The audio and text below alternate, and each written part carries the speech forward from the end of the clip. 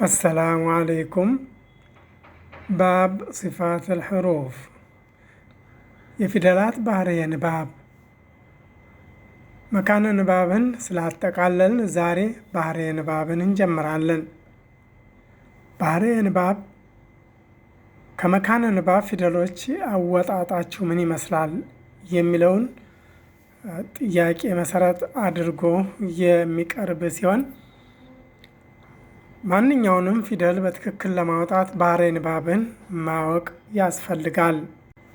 ባህርየ ንባብን በጠቅላላ መልኩ ከመመልከታችን በፊት እስትንፋስና ድምፅ መካከል ያለውን ልዩነት ለመግለጽ እንሞክራለን።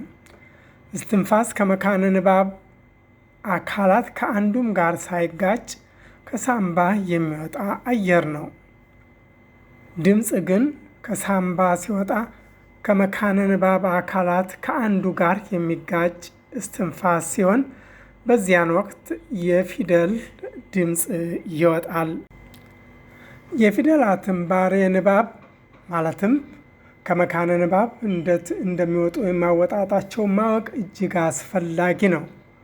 ምክንያቱም ከአንድ መካነ ንባብ ወይም ከተቀራራቢ መካነ ንባብ የሚወጡ ፊደሎችን አንዱን ከሌላው የምንለየው በእሱ አማካይነት ስለሆነ ነው።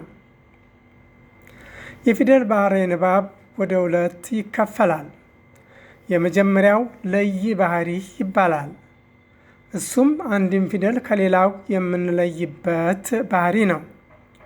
ይህም ማለትም በትክክል ካልወጣ በፊደሉ ድምፅ ላይ ተጽዕኖ ይኖረዋል ወይም ያሳድራል ማለት ነው። ሁለተኛው ውበት ሰጪ ባህሪ ይባላል። እሱም ለፊደሉ ድምፅ ውበት ይሰጣል።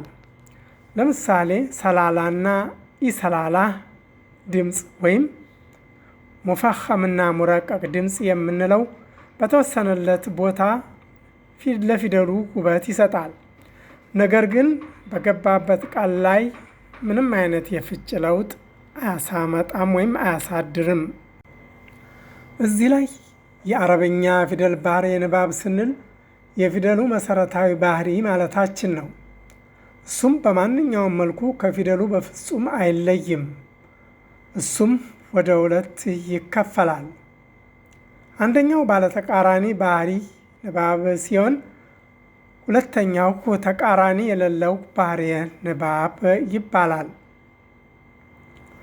መጀመሪያ ተቃራኒ ያላቸው ባህርየ ንባቦችን ስንመለከት በመጀመሪያ ነዛሪና ኢነዛሪን እናነሳለን። ተቃራኒ ባህርየ ንባብ ያላቸው ፊደሎች ስንል አንድ ፊደል ነዛሪ ካልሆነ የግድ ኢነዛሪ ይሆናል ማለታችን ነው። አገላባጩም እንደዚሁ ትክክል ይሆናል። የኢማሙል ጀዘሪን ፈለግ በመከተል ጥቂት ፊደሎች ያቀፈውን ባህርየ በቃል ወይም ባህርየ ንባብ በቃል በመያዝ የቀሪዎቹ ፊደላት ባህርየ የእነዚህ ፊደላቶች ባህሪ ተቃራኒ ነው እንላለን። ኢነዛሪ ባህርየ ንባብ ያላቸው ፊደሎች 10 ፊደሎች ናቸው። ፈሐተሁ ሸኽሱን ሰከት የሚለው አረፍተ ነገርም አጠቃሏቸዋል። የኢነዛሪን ፊደላት በቃል ከያዝን ቀሪዎቹ 19 የአረበኛ ፊደሎች ነዛሪዎች ናቸው ማለታችን ነው። በሁለቱም የተቃራኒ ባህሪዎች እንደዚሁ በማንኛውም የተቃራኒ ባህሪ ያለውን ፊደል ወይም ገጽታ በዚሁ መልኩ እንመለከተዋለን። ማለትም ምሳሌ ጠንካራ ከሆነ ተቃራኒው ልል ይሆናል እያልን በዚሁ እንሄድበታለን።